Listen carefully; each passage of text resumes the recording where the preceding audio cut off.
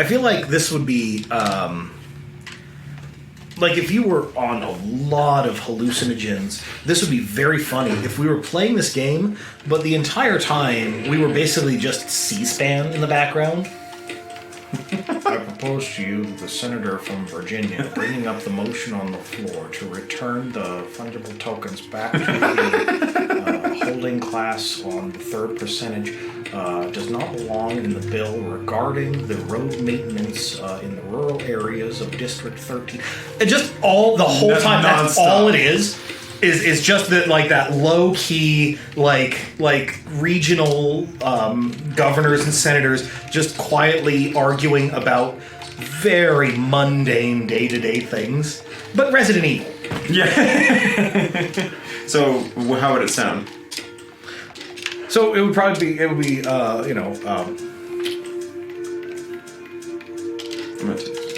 four masks located along the different levels were taken and placed at the inappropriate time, releasing a problem into the area, which could have been prevented should there have been better management.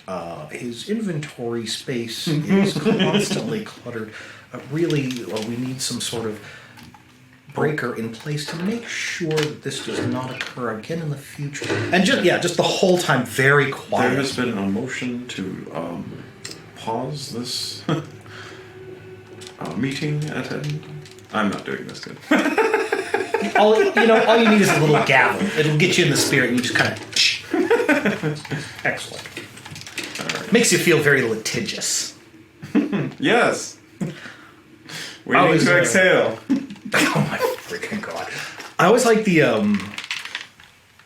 older kung fu movies set in China, like the really heavy kung fu style stuff.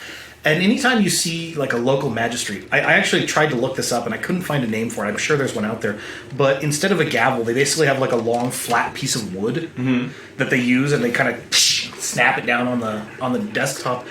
And I just thought, what an interesting item. I'm sure, like Egglets, it has a name, but I cannot for the life of me find out what it's called, and I always thought that would be interesting.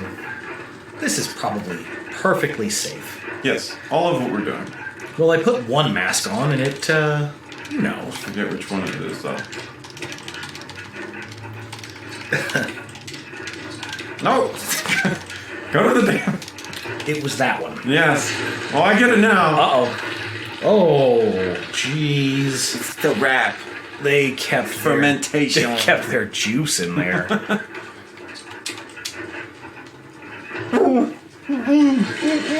Uh-oh. Down she comes. Alright. Ah. Well, thank goodness it just fell right on its base. She's like, well, that was probably nothing. It's probably weighted. Oh, shotgun shells. I'm ignoring the obvious crimson head. Shotgun shells. Ooh. Here he goes again with your magic ability. I mean, that's gotta require some strength. Oh.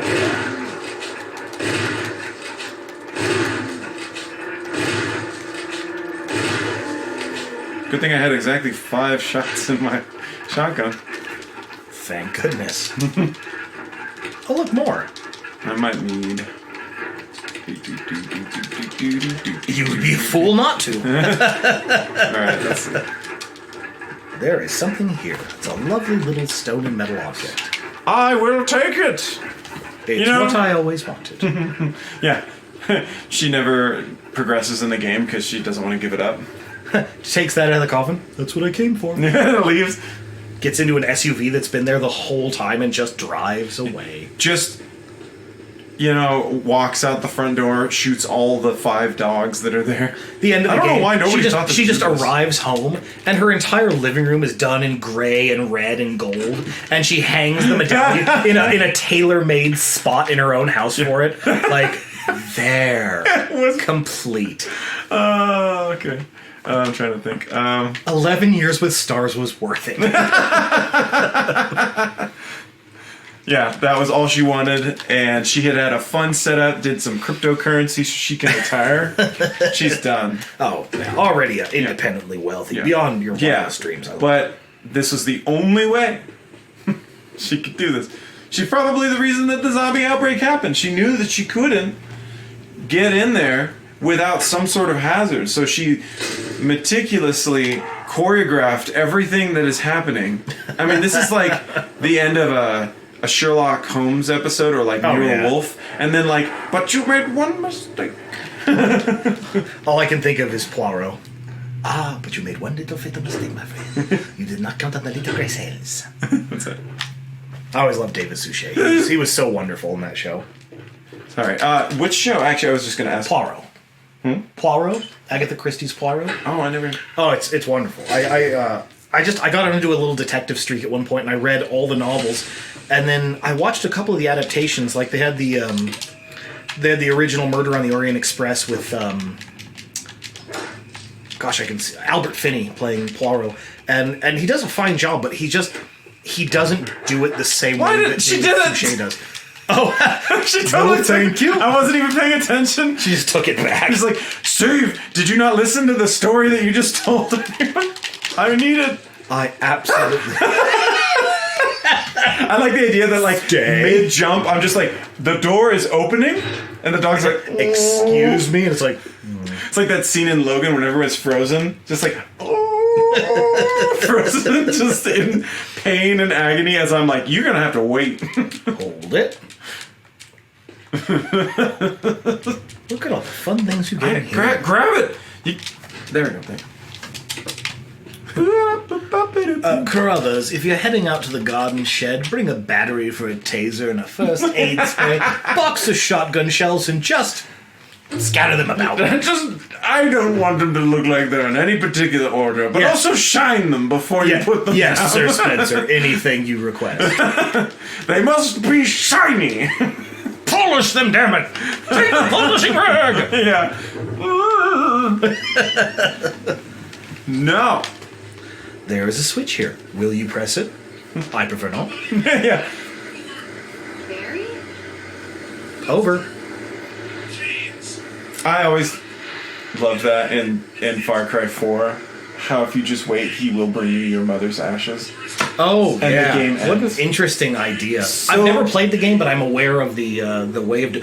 you can do the same thing in Far Cry 5. I heard that they kind of liked that. At the very beginning, when you go to arrest Joseph Seed, you can just stand there and not do it. That's and the game funny. basically ends.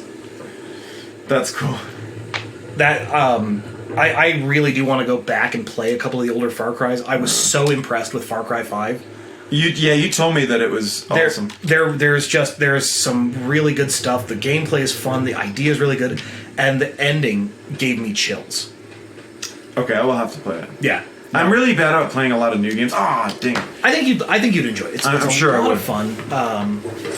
It is not almost time to restart. I beg to differ. What?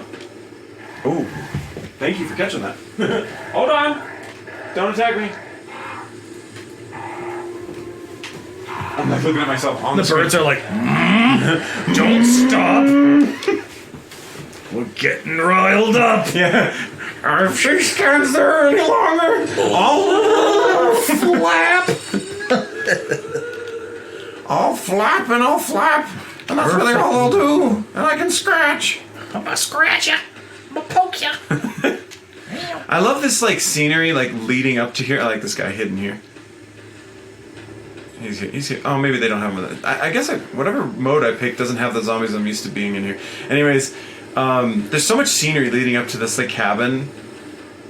Like they really wanted you to feel the atmosphere. But all I can think is multi-million-dollar mansion, ramshackle ass fence. You couldn't have hired someone that would install the same size fence posts? It would have cost you that much more? Well, I'm sure they. Again, minimum wage. It looks like it was installed with like scrap wood that they had laying around. They found it charming, right? It's cottage core. I wouldn't expect you to understand. Right, hold on. Let's just take a moment and be thankful for Warm this your nice hands on the blazing fire. fire that is burning out in the middle of nowhere. It's great. Nobody's been here in ages, but the fire's still going. I mean, that's pretty cool. Yes, we had that installed that way. It burns forever. Had the greatest scientists come out and The finest engineering minds in the world. I told them, stop your cancer research. Let's get a fire going. That's actually one of those Dexter jokes that I love with the Chuscus or Chus. The Chus. There's a character who's played Dom DeLuise. Yes. He's like, hey, what are you doing there? And he's just like, I like how I'm making it sound more like dang, I always forget his name, the Mad Hatter guy. But anyways, he's like, what are you doing there, Dexter? And he's just like, oh, I'm trying to, do this to solve world hunger. And he just shoves all of the stuff off the table and just goes, save it for another day. Like, this is not important right now, Dexter. My favorite episode is still the one with Paul Williams. Oh, yeah. Where he's the piano teacher. I remember loving that one, and then, unfortunately, I didn't know until years later who Paul Williams really was. Yeah. And then finding out, what he was. I just love the hand coming up as you're walking through the door, like. You see it go through the polish. Should be fine. Don't worry. Oh my goodness. But finding out that was really him and just absolutely floored me. I loved that episode anyway, but it was so good. I do love going back to some of those old stuff. Like, for me, Dom DeLuise was a big one, but I already knew his voice. Sure. Obviously, I feel like everybody's seen it. Is that bag made out of skin? Yeah. Why? It looks like it's all just faces. Am I wrong? Is that just a bag made of faces? Wait, I don't want to do spoilers. Should I say? Dude, I don't recall them getting to that part, but it's fine. Yeah, we'll get to it. Excellent, wonderful. As long as they explained it. I'm sure I saw it the last time I saw this game, but I just... There's just a note that says, it was bags. It was faces. There he is. Oh, hey, we're doing it's my only chance. This isn't the bus stop. This isn't the bus stop. I'm way off course. I like how many different, the different takes of these voices. Oh, way off course. My dinner's gonna be cold. The dinner's gonna be cold. You're like, Steve, that's my laugh. You don't ever do that. That is my laugh. I'll just swap it up. I'll just start.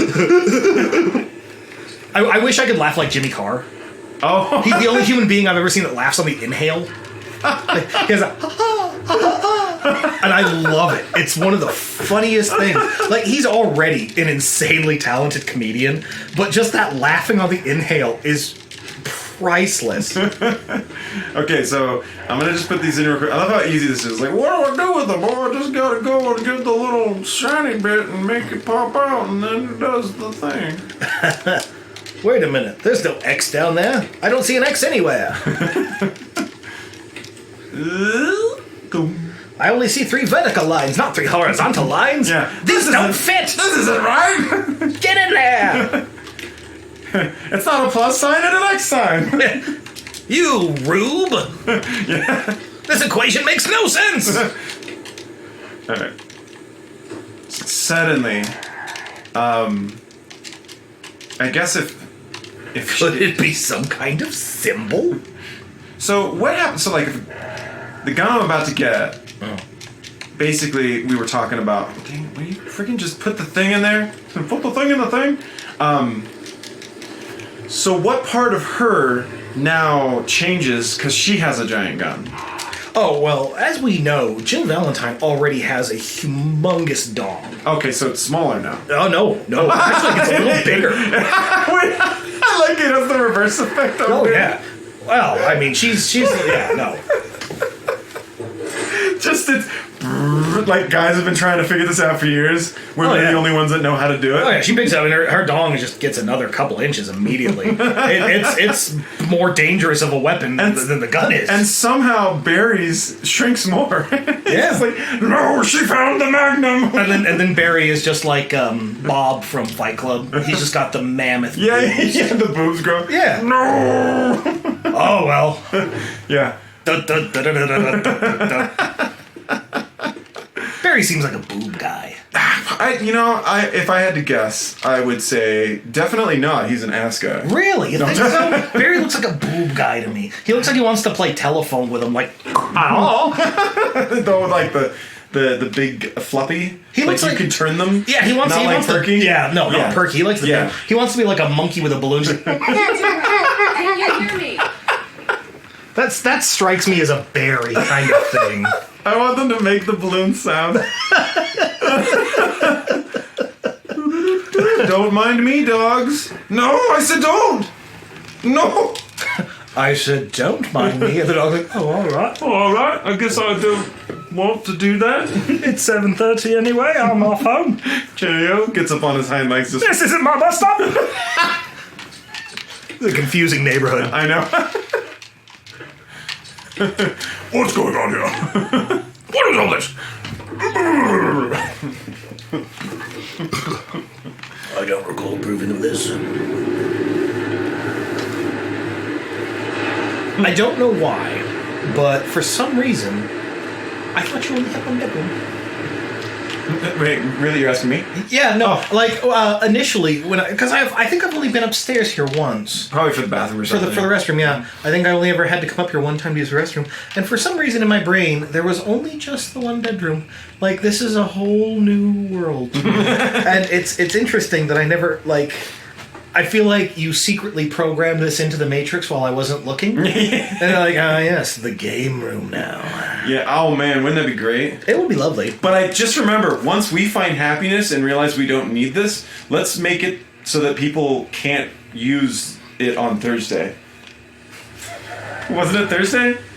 In Ready Player One, where they're like, nobody uses the freaking... God. That's so stupid. Oh. Now that we're happy, now that I have a hot girlfriend who is apparently ugly because of a stupid birthmark that I don't even notice. I love that everyone in the book was fat.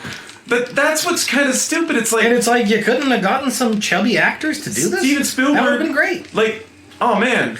How much more relatable would it have been? No. If it was, if they were a little husky. Not only relatable, but more relatable, especially to the character. Because, wait, did her virtual character, wasn't she chubby as a virtual character In the book, too? her character looked almost identical, save for her birthmark.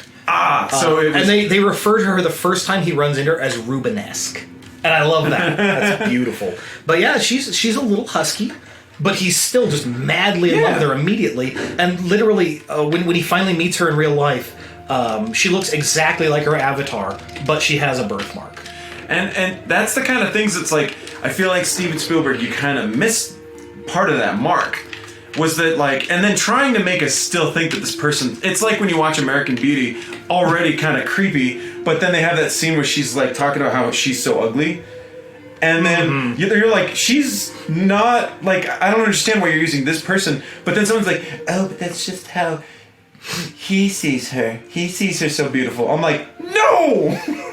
That's not how it works. I get what they're going for on that one. But yeah, in this, it's like...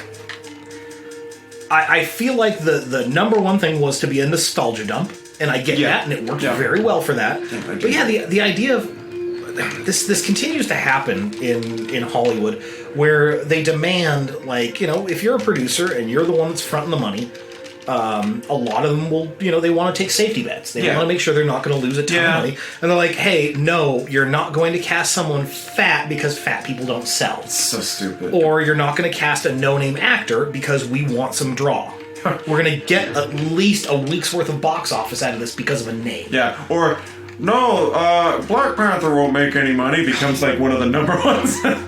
This is so dumb because what they're not realizing is that that's the kind of stuff, that corporate stuff, that people hate about Hollywood.